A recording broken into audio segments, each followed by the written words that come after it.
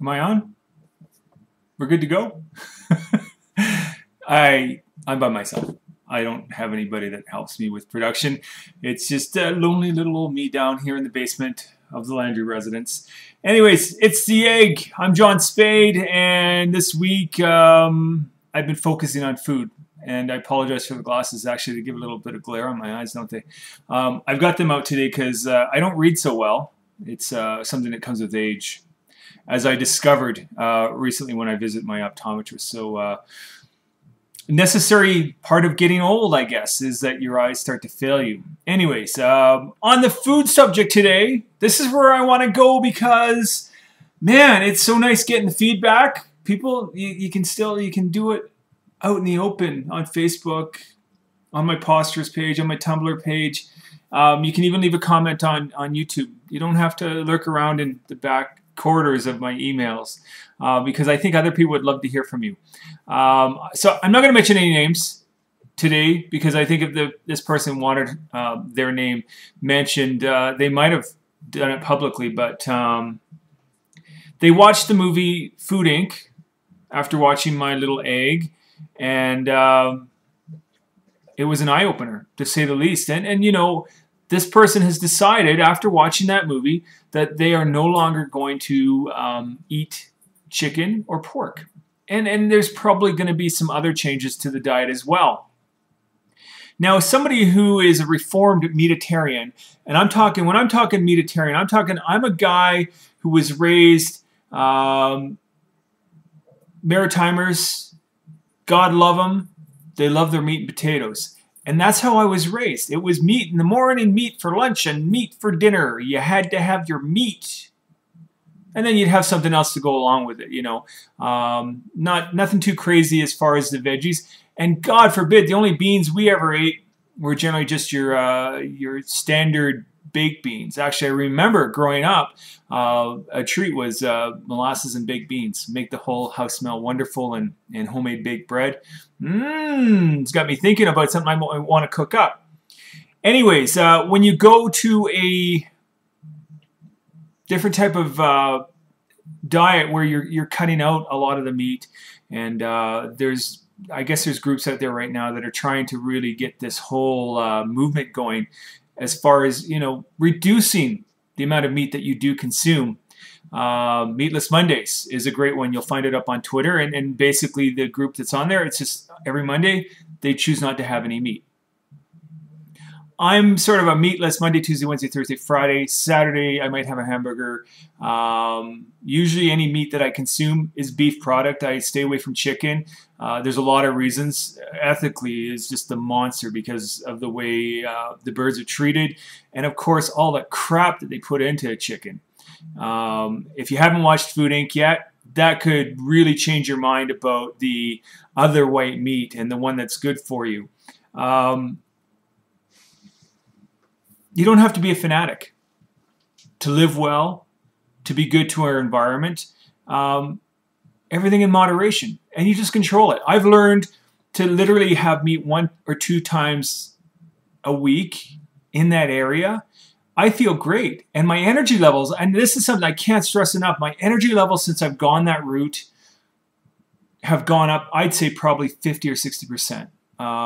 The only thing I have to do is take vitamins. Vitamin B is the big one because I didn't realize when I first went into that regimen, my vitamin B became very depleted, and because of that, my energy level sank, and I was dealing with issues of depression, and it was awful. And I thought, my God, I'm going to have to go on some kind of medication for this. And Doc goes, oh, no, man, you've got no vitamin B in your system. So as soon as I went on that regimen, energy levels, everything's up. Feel great. For 46, man, I'm trucking along. Feel probably as good as I did when I was in my early 30s. So, talking about food today, I brought some stuff with me. Actually, I brought my lunch. I was at the range hitting balls because that's one of my favorite things to do. Oh, I got a job today, by the way, part-time, doing what I love to do, working at a golf course, free golf. You can't get any better than that. Anyways, this is peanut butter and banana. On bread that's got cranberries in it and everything.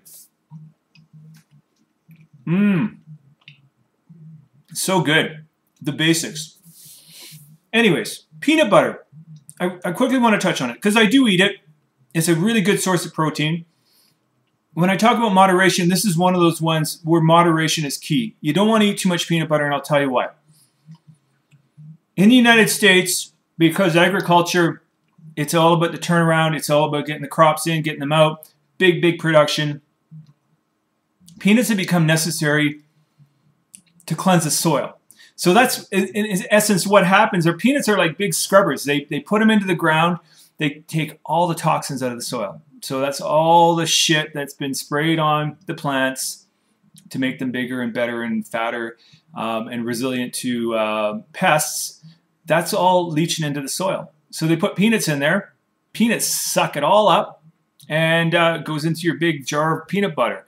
I have a feeling, and because peanut allergies are really something that's come to the forefront in the last 30 or 40 years. I don't know if there's a connection. My guess is our bodies have a way of shutting down and saying, hey, you know what? You're putting something in me I don't like. And it might be all the toxins that are in peanuts.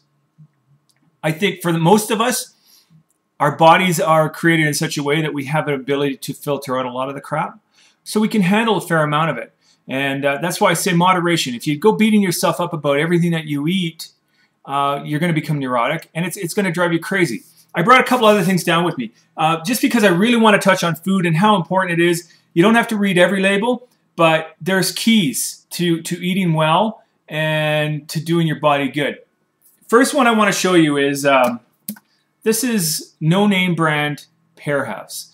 Now, canned fruit all the way around maybe isn't always the best bet. If you can get fresh, generally it's going to be a better way to go. The problem with fresh in the market, the way the transportation system happens and what they have to do to that fruit to keep it fresh, to keep it firm so that it looks good on the shelf and you'll buy it, is they have to put coatings on it. And it's kind of nasty. This stuff generally is coming, it's being picked, it's being processed, it's being put in the can. The reason I say no name, and I actually didn't know this because I started comparing and looking at ingredients on labels. The no name brand, it's got, this is why I've got the glasses. Basically, water, sugar, and citric acid. That's it.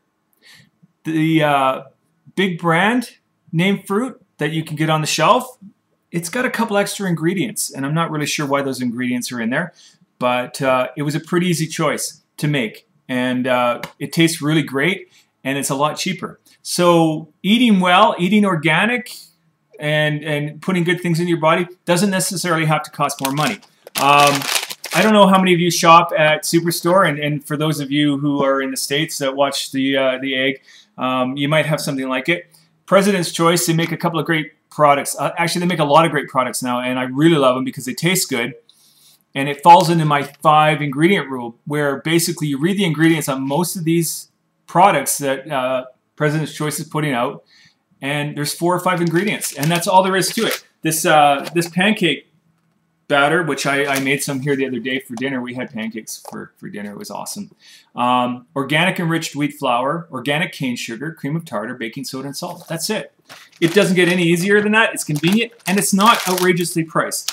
Okay, the last food item I want to show you, because this is kind of a big one, and I'm not sure, I don't understand the reasoning yet, and maybe we'll get to that point where I will understand the reasoning.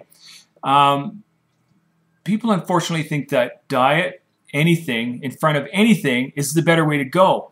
And I'm not sure if it's a conspiracy, and it's really bugging me because I have a feeling that people that are a little more overweight are getting a real raw deal with the whole diet thing. And you look at the shit that's in a can of fucking diet pop. Sorry, pardon my French. It really bugs me. Because if you look, it's pure chemicals. There's nothing in it that's good for you. There's no reason to drink pop. So this is Hellmann's mayonnaise. It's not calorie reduced. It's not fat free. Really simple products. I love Hellmann's. They're on a kick now. They've got a campaign going out there because they really do want to make a difference. And I think it's awesome what they're doing. But you take it. It's canola oil, water, liquid whole egg, vinegar, salt, liquid yolks, sugar, spices, blah blah blah. There's nothing in here I can't pronounce. Now you move over to the fat-free. It's half the fat, and there's extra ingredients in there. There's glucose in the helminths. I'm not sure why they're doing that, but you're trying to get half the fat, but you're putting glucose in your body. I'm going to tell you something about glucose. It's terrible stuff. It's a sugar binder, which they now know, heavy concentrations of sugar in your body, cancer cells love to bind to them. So you're not doing yourself any favors. Glucose is something that your body doesn't process well, turns it into fat, and literally it's a really tough thing to fight against. So today, I'm hoping that I'm giving you great information. I'm going to keep bringing more. Like I said, moderation. Don't drive yourself crazy, because you're not going to change everything. Sorry about the glare. And, you know, enjoy life. And you don't have to eat meat every day. That's sort of my whole thing for today. I'm at the 10, 11 minute mark. So if you made it this far, thanks for tuning into The Egg. And I got other things to do, so I'm going to say bye.